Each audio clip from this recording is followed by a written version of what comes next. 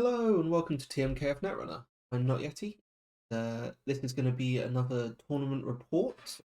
This is going to be for two tournaments, really. Going to start by talking about the local CO we had in Norwich, and then I'll talk about the ManintheMoon New Year's Showdown, um, where I basically played the same decks for both events, so I kind of feel like I can summarize a little bit of both.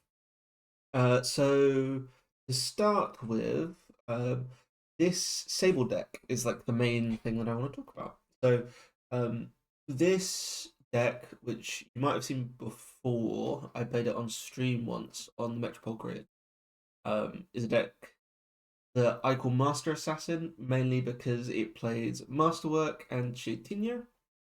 And this was the first deck that I built after Rebellion Without Rehearsal came out. Um, so I had been playing some in the like off season between the end of the previous meta and like during spoiler season, basically, because I have always had like a big fondness for Az. It was the first deck I ever took to a tournament and didn't know what I was doing, but like I've always enjoyed the kind of slightly the nice blend between like install runner and having lots of like on run effects. So um yeah, this is like slightly changed. There've been various revisions over the course of the year in terms of playing it, and I took this to the first CO of the year, which I think was in Nottingham, like the first CO of RWR, and I like went 0-3 with the deck. Just like couldn't quite pick up a game. Just kind of was losing by like a turn or two in a lot of quite rushy matchups at the time. Um, and then in like and put it down basically. And Cobra Bubbles and I, who were both quite like have been quite keen on the list over the last year, both kind of agreed that it was fun. It had some really good matchups, but it also had some major problems and some pretty bad matchups that meant that it wasn't really like tournament viable. Um, but then after UK Nats, I was like and the most recent ban list. Like for UK Nats, I played Lat, and I had like way more fun with the Lat list than I thought I would. But yeah, after that, and then with the ban list, I was like, there aren't really any tournaments to prep for. CBI still a way off, so I'll play some of this deck again. And I've been like, and I just had like so much fun with it, and I felt like I some things really clicked for me in playing the list. Like I made some changes. I kept making changes, and Cobra Bubbles had like done the previous iteration of it, which I think brought in the Simmel chip, and I think moved us from Carmen to Revolver. Um, and I was like suddenly like the deck's making a lot more sense to me. And so I just kind of like decided we've got a circuit opener. Something like 14 people. I don't mind too much what I play. I'm going to play this list. And yeah, I think the deck is actually really good.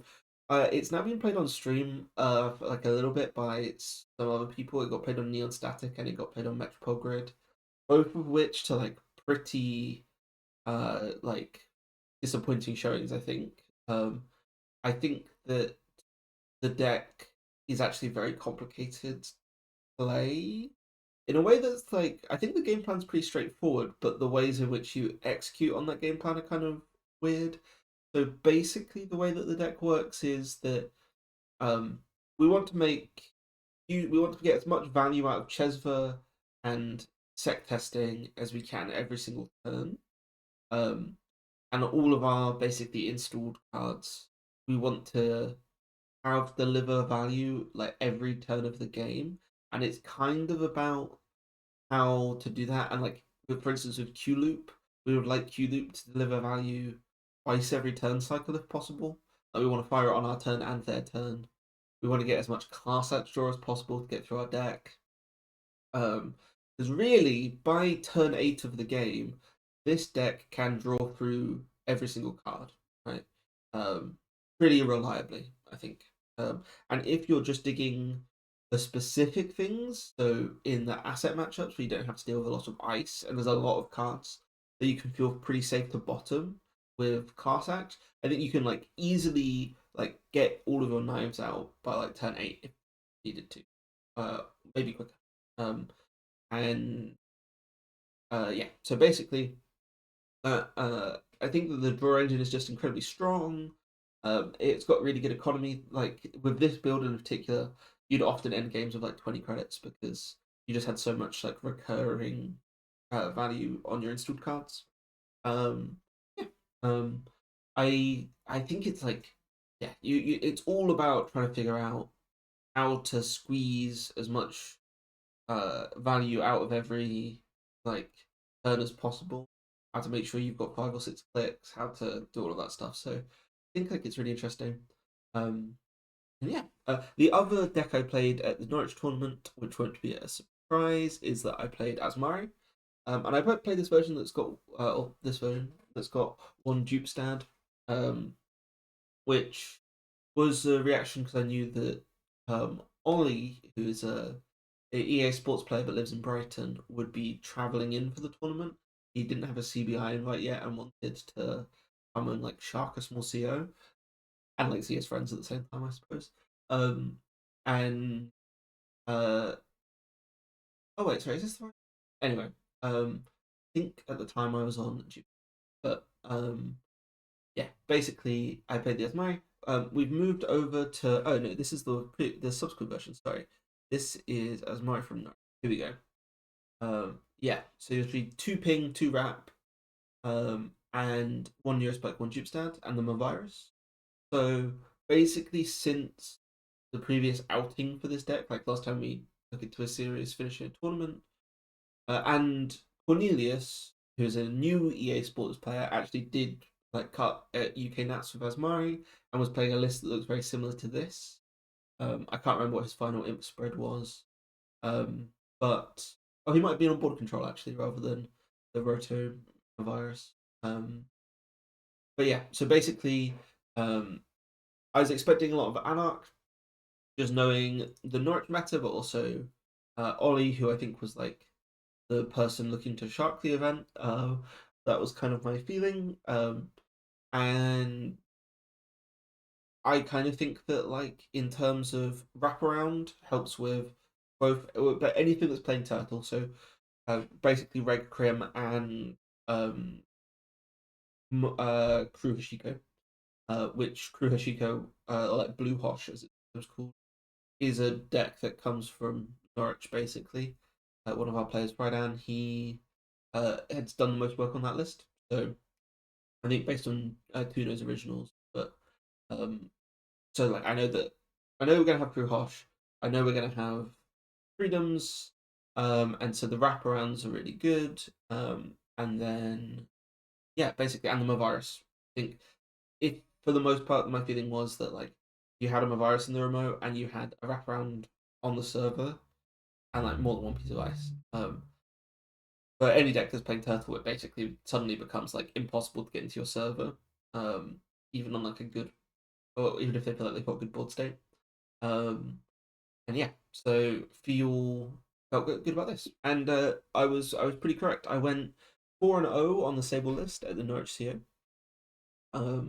which was oh the other thing to say obviously about the Asmari list is that the the main reason why I didn't play this list at UK Nats is that I felt that its lat matchup was too bad. I think that like for most decks in Netrunner, it's like really difficult to get above like a 60% win rate in a matchup over like a large enough sample.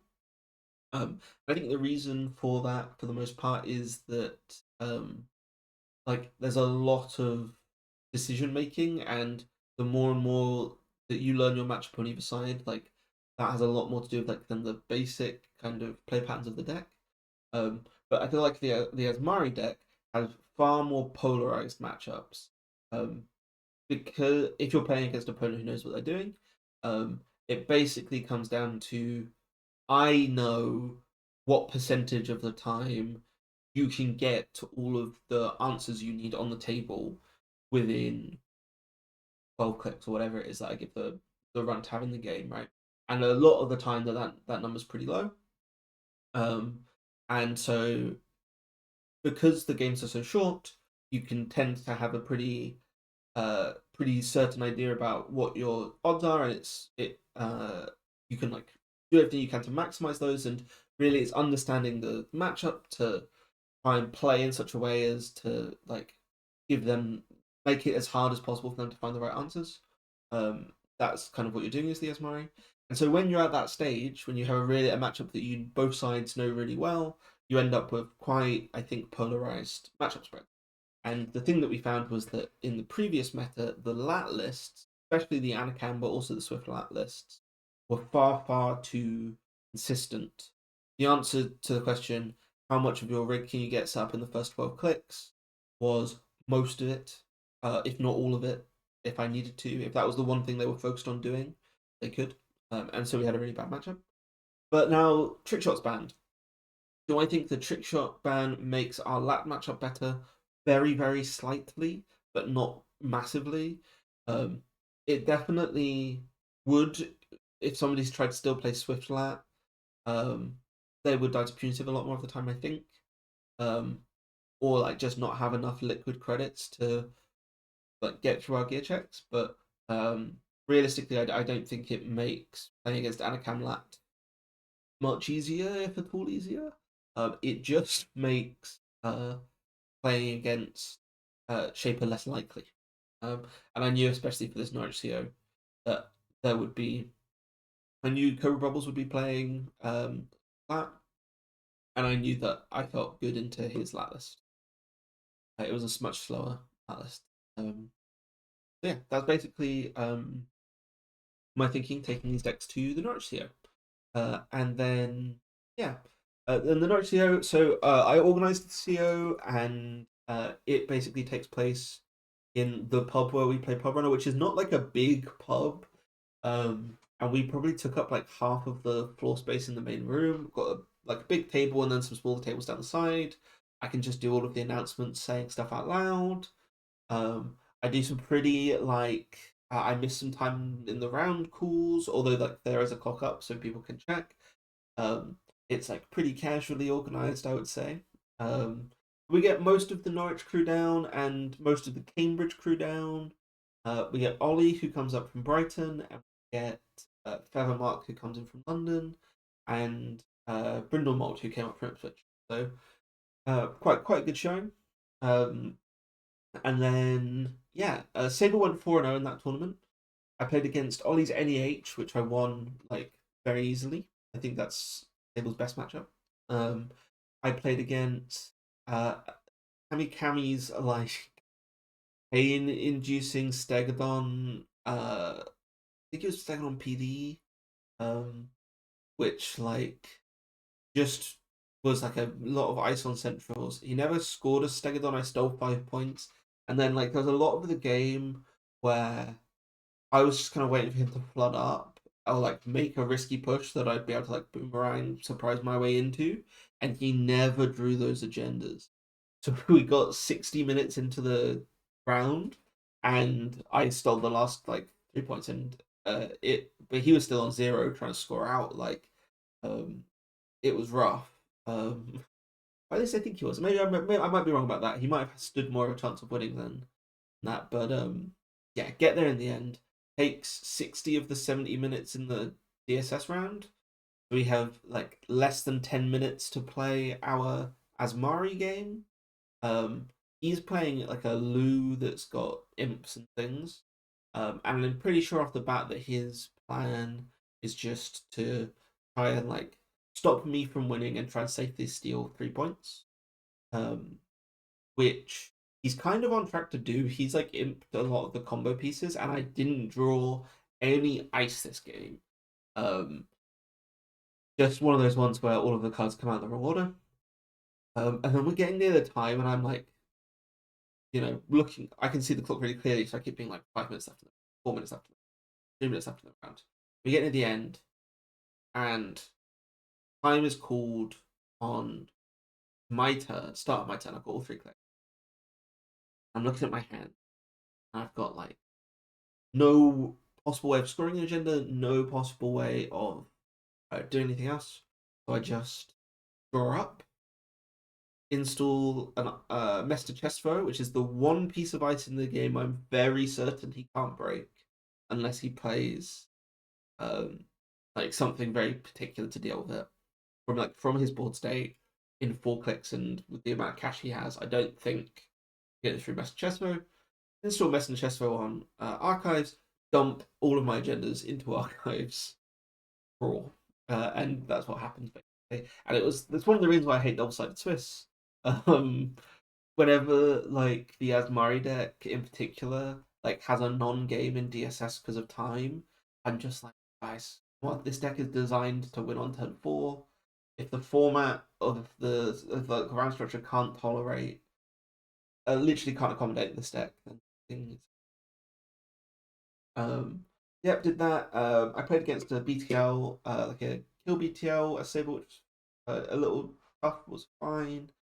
And I played against a kind of king making Asmari as well, which was touch and go. I had to go tag me a few points, and kind of make the call that this was a king making deck kind of early. And yeah, then with the Asmari, I lost my game to Freedom.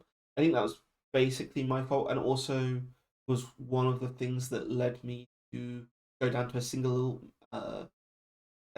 Mester Chestbow in the subsequent versions. Is that in the Anarch matchups, I quite want Twice HQ a lot of the time.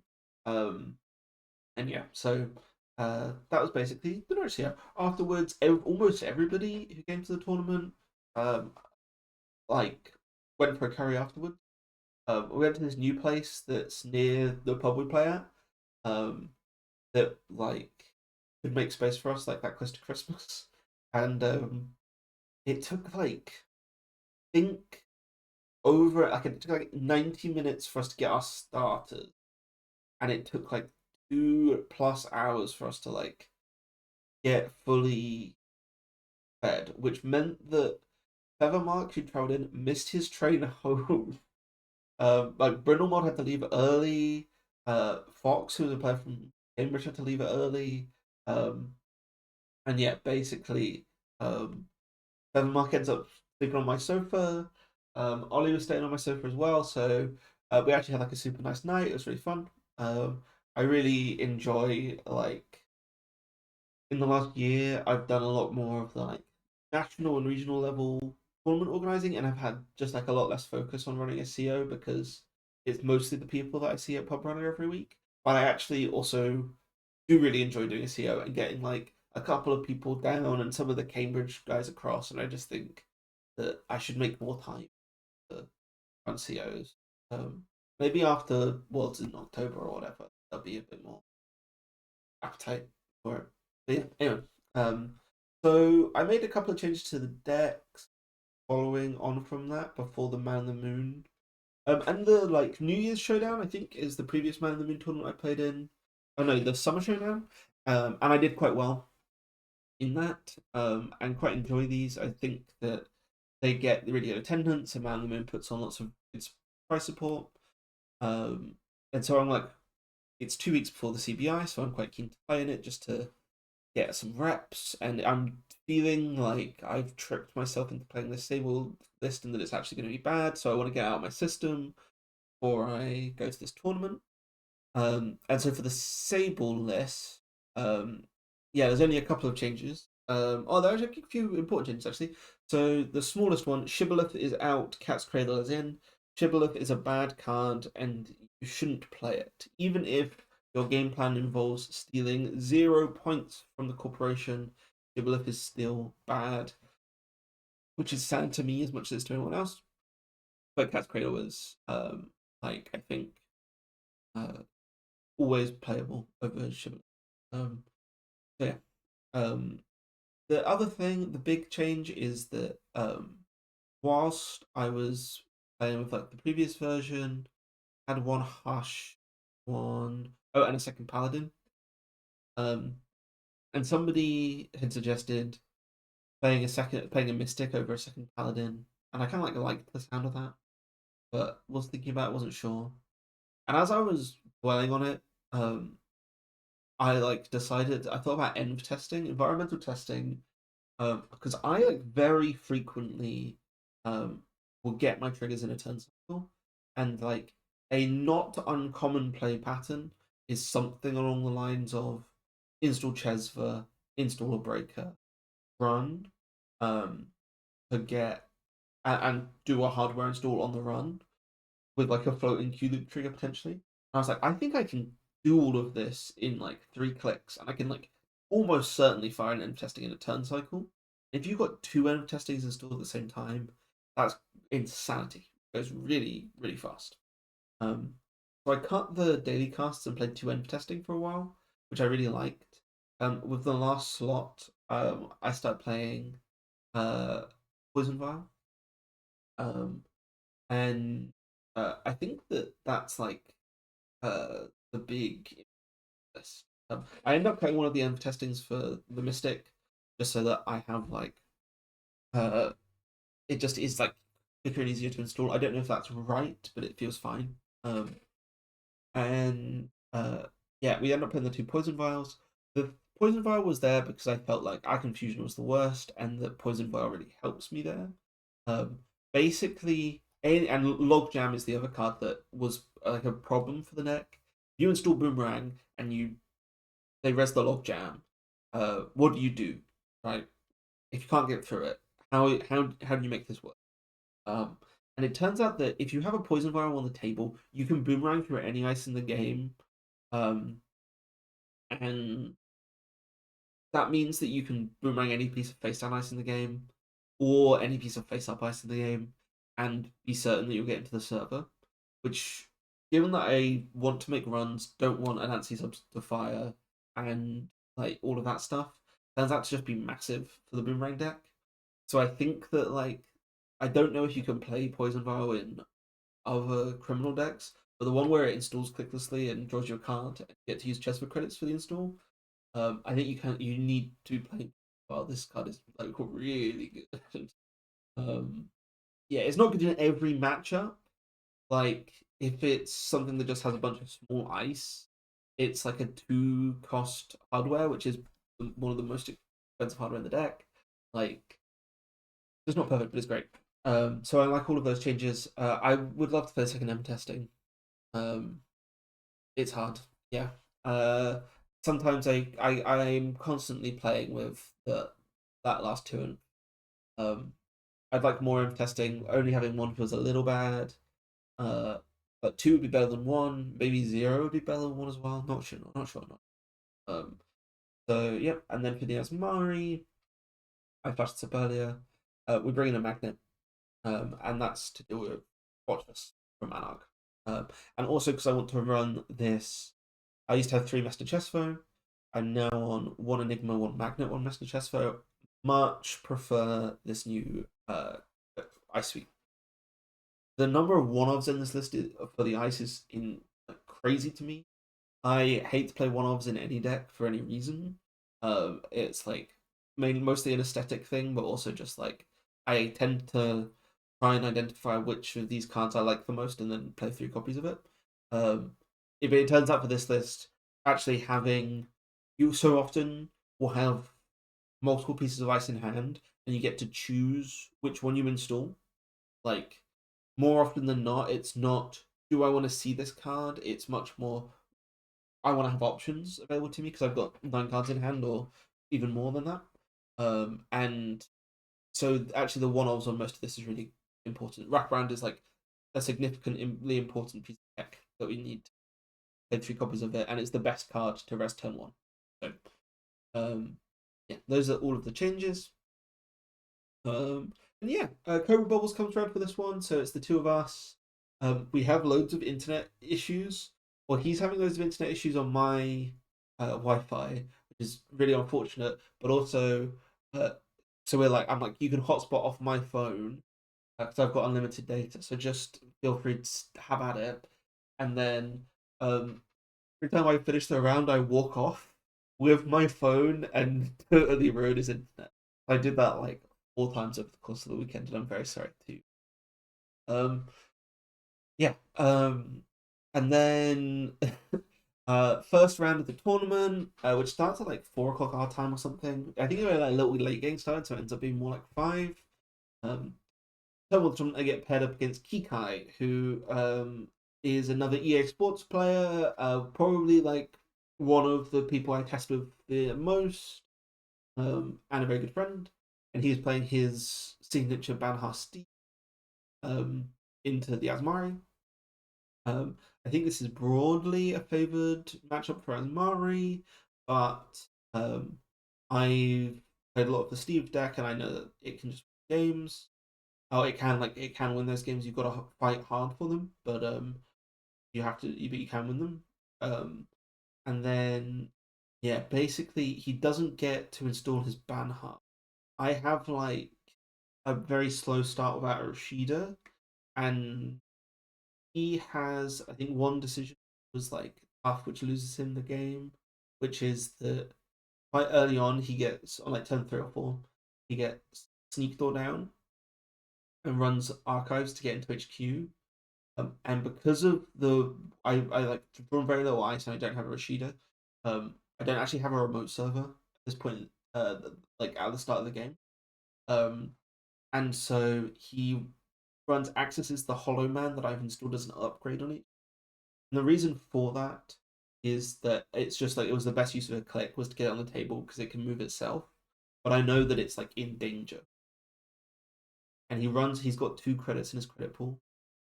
Accesses the um Hollow Man, decides not to trash. Now, in a couple of turns' time, or like the very next turn, I get to res Hollow Man and move it over because I don't want him having access to it. And like in a turn or two after that, I blow him up. And if he'd trashed it, I wouldn't have been able to get the kill quite as fast.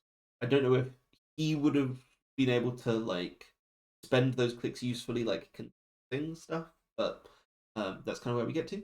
Um, and then I combo kill him out the remote. Um, round 2, I play against Motion Blur, who is a very good UK player. Um, yeah, Motion Blur's been playing slightly longer than I have. First ever CRO I went to, he played in the finals against Cobra Bubbles, so he's kind of been in my head. He's one of the fixtures of you. And he's playing Ag Infusion, my worst matchup, but I just included some tech for it. Um, and after doing some like early just setting up and getting there, he's like put some cards in archives because I get sec testing down really early, um, and I get the strong impression that he's like chucked some agendas in archives. Um, so I do the classic Sable move, which is to put sec testing on archives 3 turns in a row, and then just move it off for like not for value reasons, but just for I'm gonna keep you honest. Are there agendas in there? Um, and there were 4 points of agenda in. There was a bacterial programming and Genesis.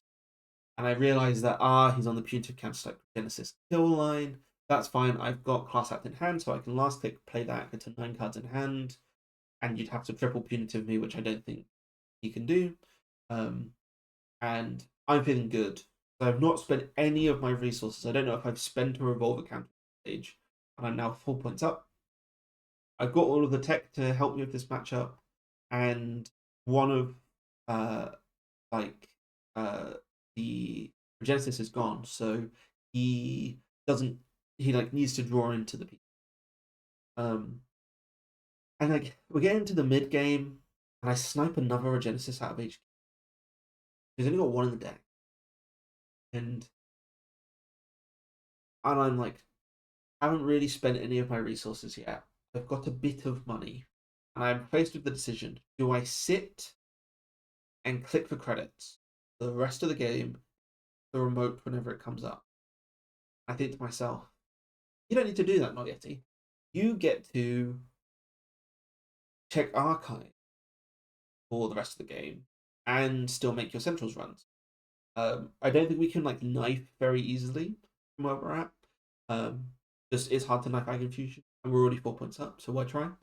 Um, I'm like, we actually just need to check archives then he can never score a Genesis for the win.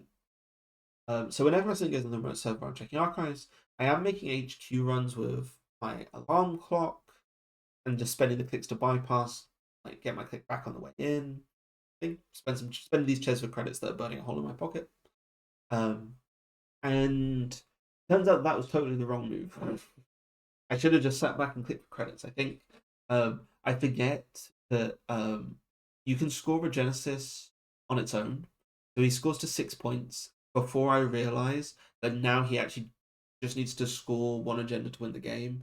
And I've been spending all my credits and counters and I actually can't mount a reasonable run on the remote. I get a bunch of like Central's accesses in the time between getting to 5 points and like him winning, and like I'm sure I had odds on a bunch of those runs to like win the game. And if I'd just done that, I wouldn't be beating myself up for not sitting back and clicking for credits. But yeah. Anyway, we lose our first Sable game, and I'm starting to think Sable's not it. Round 3, I play against Armin Firecracker, who's playing Arasana. The Magnet, one of the reasons that went in was because I was thinking that there'd be like an uptick in Arasana, which isn't actually true. There were very few Arasana at the tournament, but I did get paired against one. And yeah, I think I'm able to like rush the first Rashida. Oh no, I don't get Rashida in this game either. I have a slightly slow start, but I am able to push the kill quite early. I get Bernard. He misses on the burner, and because I'm Neurospike, I can still get the kill off. Round 4, I play against, so we combo kill to win round 3. Round 4, I play against Abyss Stairs Back, who's on Asa. Now, Asa is like, I think there are two types of Asa games. There are the Asa games where they draw their assets and they need to play those for value, and they get to play 6 copies of fully operational, and it's impossible to keep them poor, but it is possible to run all 3 central servers and land it.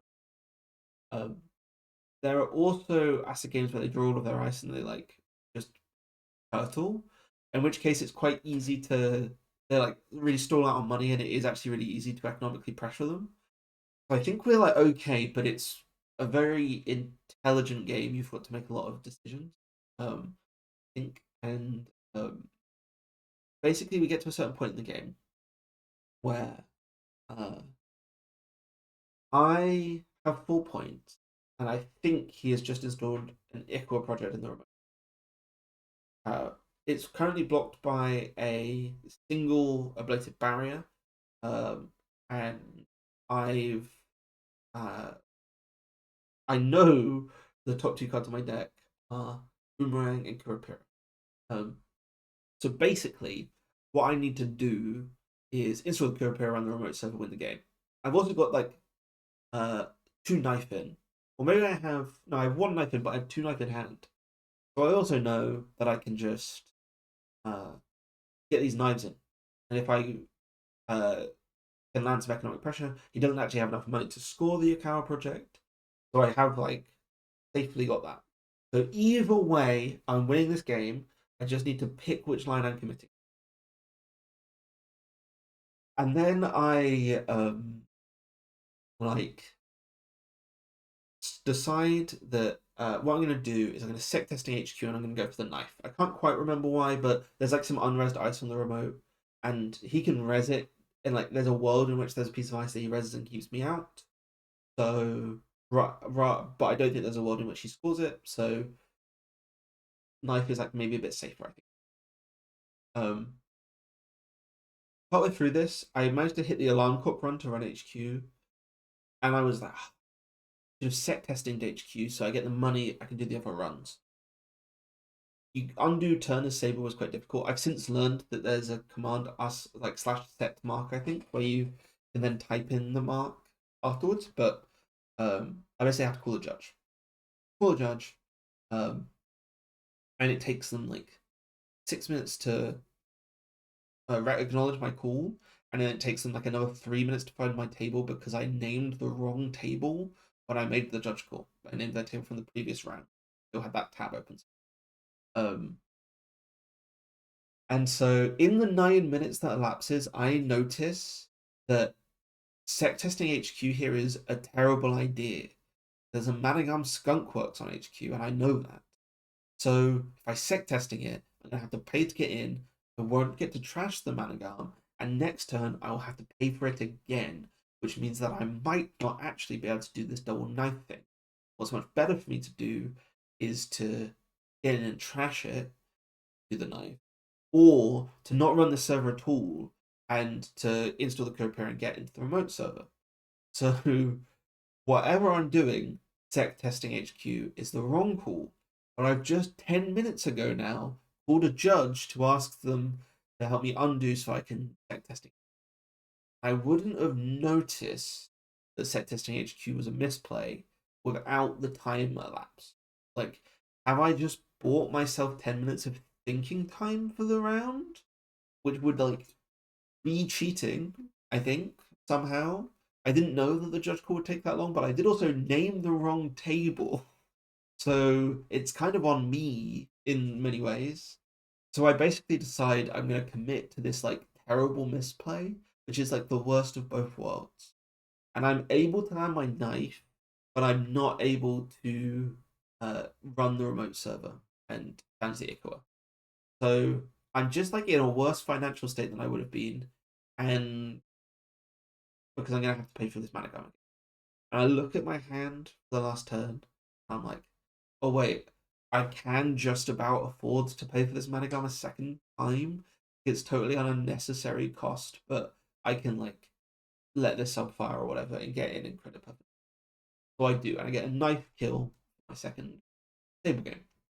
So yeah, that's pretty good. And then it's time for tea with 3-1. Co-Rolls is 4-0. Round 5, I play against Ish, who's playing on Sable. I can't remember this game pretty well. I think I get to fire Rashida for the first time in the tournament, and then win pretty confidently over combo kill. Yeah, I don't remember more about that game. Round 6, I play against Atri, who's playing Sports Metal, and they just bleed like 4 points on Central Zerly, which is like a Sports Metal like classic. But I'm getting like good doofs in, and their money's not amazing.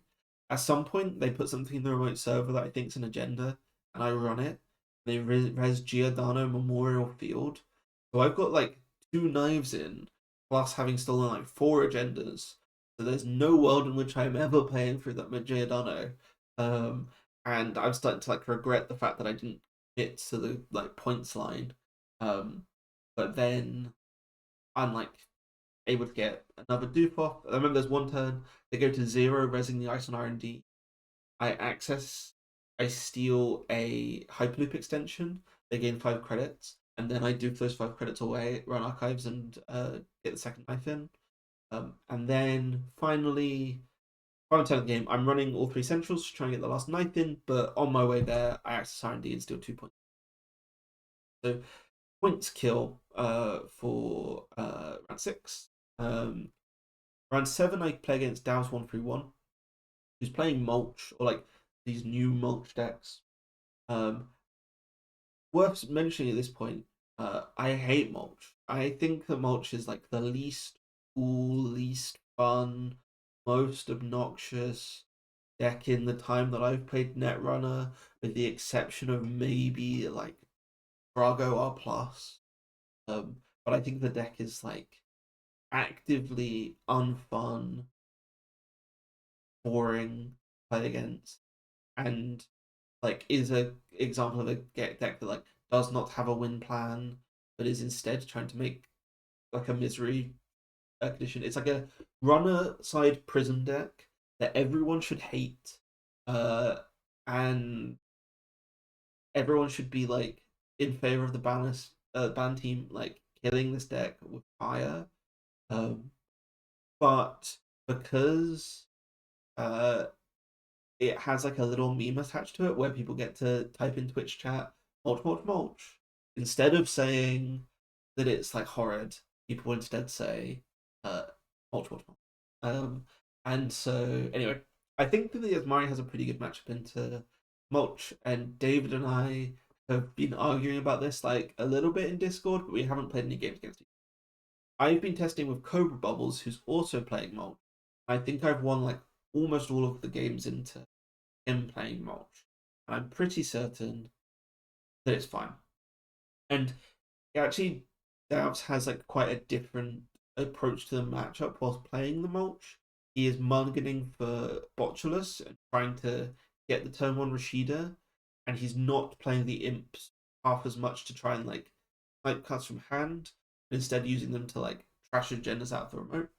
Um, this strategy ends up, I think, working really well for him. The combination of like so much of their deck is committed to ways to get around ice. That even the fact that so much of my deck is committed to decking against those options, because they've got so many different options, it's really easy for them to pick the right one, and they just like can pick the cards out of the bin of Symbol Chip, and it's obnoxious and bad. Uh, and yeah, basically, I think that it's like tight and will very much depend on their openings. Um, but I lose that game, and I think that um, yeah, all of the things that he'd like said to me that I didn't recognize from my practice of code rolls ends up being true, and I think Code Bubbles learned a lot from watching that game, which will come up later. Um, so it turns out that in round seven, I was 5-1, David was 6-0, I think, and he offered me an ID that I declined. I'm pretty certain couldn't make top eight with an ID. So we play the game and I lose, which is annoying. It means I have to win my last round, make top eight. And then I look at it, and people are talking to the rest of the team about ID maps, and it turns out that it's cut to top 16. And that if I'd ID'd with David and ID'd with my next round opponent, I was guaranteed to make. I think even if I'd lost my final game, I was guaranteed to make top six. Um, so I definitely should have ID'd with him rather than taking the loss. But we did learn about the matchup, and like it was good for those reasons. He's a teammate as well. Um, and yeah, so round eight, I get paired against Ginkgo. From where I'm looking at it, I don't think it's safe to ID, but offers me the ID, and so do almost everybody in the top 16 at that point, which is really, really reckless for some of those players. Because if the players below them decide not to ID, they could get overtaken quite easily. But because everybody decides to ID, they're all fine, which is some like weird prisoner's dilemma ID maths, but they all get away with it essentially. And yeah, so the cut is on a second day, and I so I don't sleep that well that night. Round one, I'm paired up against Ant One, who is playing NEH and N, which are two matchups I have supreme confidence that I could win both of those like very easily. So I'm feeling really good. But somebody has to drop. There's a repairing. I don't get to play against Ant. Um, Instead, I play against Torpedo Tyrus round one, who's playing a ManintheMoon PD. Um, I think this is mostly a good matchup for us, but my start is really slow, which is fine because their start is even slower. I talked to him a bit at the end, and it sounded like he had a very rough mulligan. Um, you get to see some of this game on stream, which I think is funny and worth like going back to watch. But because CTZ and I think it's Radiant who are commentating have a really funny reaction to this. CTZ is like, this doesn't look like a criminal deck and isn't that interested in it. Whereas Radiant, I think you can start to hear the gears turning as the knives go in and we get a knife kill. Round two, we play up against, I think, Batu, who's playing Eminent Ob. So we've got archers, which is one of the big things where Poison Vial comes in. I played some games against Baram Wu with this deck, him playing Eminent Ob, and the Poison Vial was like huge amount of work. You can boomerang through archers. That's fun. That's my idea of like a great time. Um, so we end up having a crazy game. Um, I'm ignoring the assets on the table, get an early knife in. He scores a um, Azef quite early and ends up, I think, hitting a breaker out of hand. I think Kurapira goes or something like in the bin. I'm like, but it's fine. There's like it's really weird as the criminal player against those obelisks, but ASF and SDS is like such a fork. If they could, if like you're looking at the board state, you've got a breaker in hand, and then their remote server, there is an ASF or an SDS. They could score either of them. The question of do you install your breaker or not is impossible.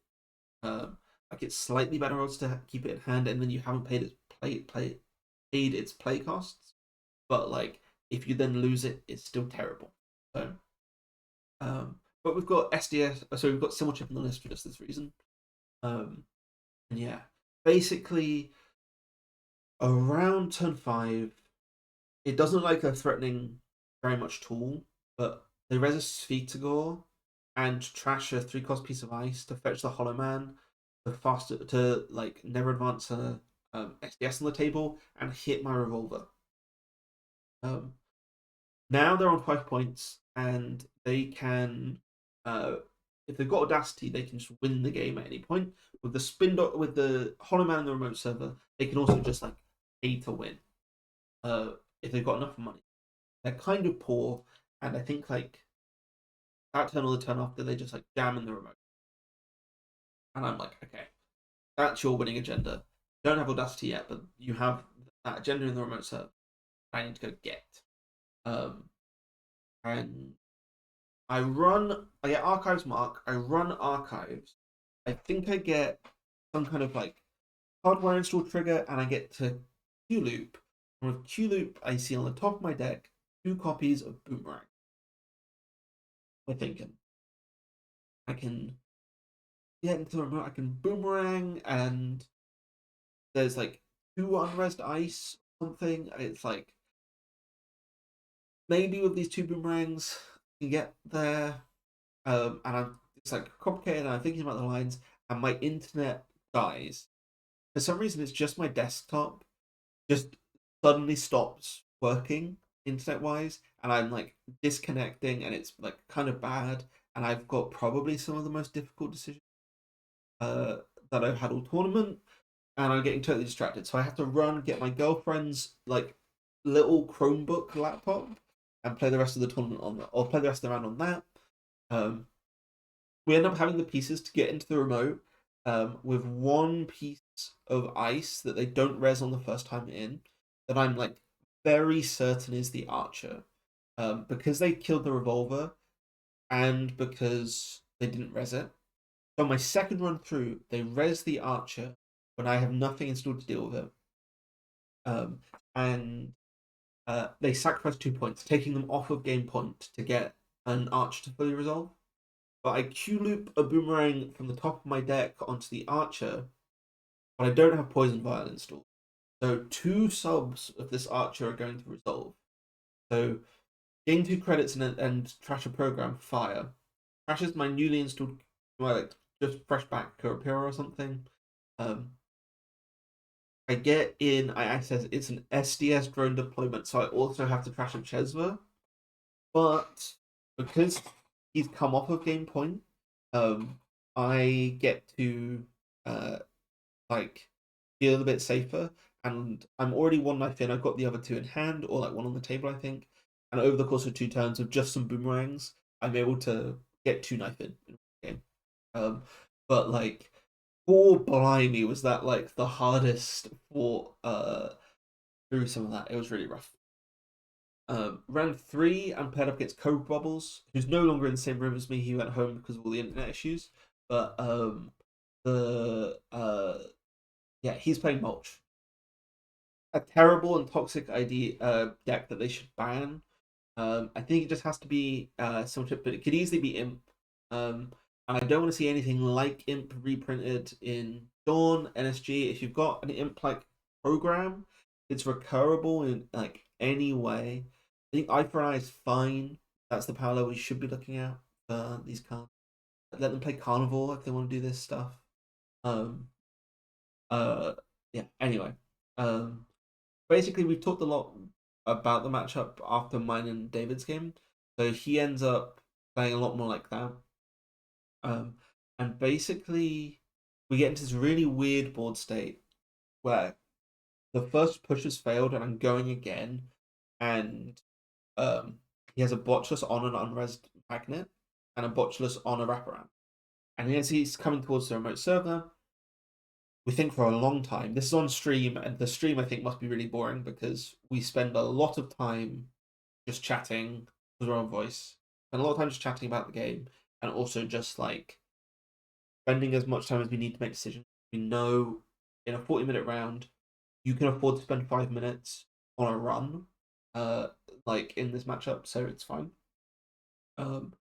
And end up getting to the point where I res a magnet to move another Botchless, and he hadn't thought about the fact that I was going to move another Botchless. So he looks at it and he realizes from his board state he can get into the remote server, but he can't imp the agenda. He does, because he's going to have to spend a symbol chip on something, whatever. And so he's really thinking about it, and then he decides that the chance of losing to punitive counter-strike, because I don't think he's seen any yet this game, is too high if he is to go in and steal with only one click. And he's saying all this out loud to me. Now, I am fully aware of the fact that there are 6 points face up in archives that he's already imped out of my hand. But he has forgotten that fact. So I know he can get in. He knows he can get in. I know that there are 6 points face up in archives that he can just run and steal. He doesn't know that. And so I sit there in a painful silence, just going, a lot of the stuff he's saying, yeah. A lot of the stuff he's saying. And then he doesn't go in. I still don't think I've got any odds of winning, but like I triple advance the agenda in there and assume that he'll have some plan for getting back in next turn. He doesn't. He runs centrals to try and steal 3 points, and then he runs archives and steal 6, and then I'm able to combo kill him out.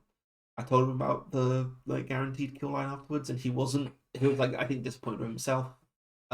But if you go back and you look at that board state, I think like you watch that game, I think it's like a sufficiently complicated point of the game that a mistake like that is like reasonable. We also don't play a lot of JNet, so I think that like in paper, I don't think he makes that same mistake. So that's worth being more of. But anyway, 3-0 in the cup. This is the best cup performance I've ever had at this point. Never done so well. And we move on to my game against Off 1515, who's playing like an Anakam Hashiko. I look at the list because it's open deck list. I feel very confident in my ability to win this. I think I've got all of the right tech, and it's not as hard as the multi matchup. On like turn 4, I'm pushing the combo in the remote. There's 2 pieces of ice on the remote. One of them is an Enigma, and the other one's a Klevetnik on the outside. The Klevetnik means that they've got a Devil Charm on the table, but they can't, and they've got 1 leech counter, but they're not going to be able to through the Klevetnik. So they've got no other way of breaking ice. They've got 2 copies of Amakura in the deck, and 3 copies of crew. So basically, their only option for getting into the server, I think, is to basically turn 1 install Amakura, or like click 1 or 2 install Amakura, run centrals, gain counters, and then last click run. That's basically the only way they get in. Per click 1, they install crew, so I think perfect. They've taken the bait. They're going to die to the Klevetnik, and I think maybe in closed deck list they do. Pick 2, they higher bans, run centrals, draw 2 cards. I'm pretty certain one of these is the Amakua that they then install, get all of the counters they need, and then last click they run the remote server, and have just enough get in. There's like, when I res and don't use the Klevetnik, there's like a world in which you might decide to use the crew here, because you can like, yeah, you might be able to make it work, but they make the correct read that they're going to need Double Charm Crew for the second ice, or like that's a better solution for whatever the second ice is, to get in and steal 3 points. I'm feeling okay because I've still got my virus in the list. That if I pull that out and I put that in the remote and I like go again with a 3rd piece of ice, I'm feeling like quite confident in my ability to just like do the second push. But before I get to that, they run R&D twice and they steal 6 points on the very next turn. So I lose the game, which is like an unfortunate way. I like so very rarely lose on R&D with this deck. But yeah, then I have to take a big old break. There's like 2 and a bit hours before I play in the semifinals. Get to the semifinals, I'm paired against Ant1, who was going to be my very first round opponent, and who I feel like I have very confident, good matchups into. I'm playing the Azmari into Ken, which I'm totally fine with. I think I would have preferred Sable into NEH, because that's how strongly favored that is. But I also feel very favored into Ken. I sit down, I start pushing. They play a lot of run events and get a lot of money quite early. And they aren't presenting any way to get into my remote set. I have most of the combo pieces. I have everything except for Neurospike. And I'm setting up in the remote set. And I'm looking at my hand, I'm drawing up and I'm trying to find Neurospike whilst pushing. And I look at my hand, I've got some like some draw pieces so that next turn I can like keep digging. And I've got 2 punitive counterstrike. At the end of my turn, discard down. And I look and I think to myself, am I ever going to play these punitive counterstrike? No. We're winning by combo. There's like no way they're ever getting into the server. It's criminal, so they're going to play the class act. They're holding the class act in hand for the turn where they steal an agenda, and they've also got lots of money. So the odds of me double punitiving them to death are like very low, and the best thing I can do is chuck this out because he's never gonna steal 6 points in a single turn, right? And the very next turn, Antoine runs R&D, steals 3 points. Okay, it's fine. Yeah, I didn't want to draw that card anyway. Then he runs back on R&D. He steals 3 more points. And he installs the class act, going down to a like much lower credit total than he was at the end of the previous turn. And I now have enough money to punitive him, and he's stolen 6 points, so that's 12 damage, enough to get through his class act. But where are those punitives? They're in the bin. I just chucked them out. Don't have them.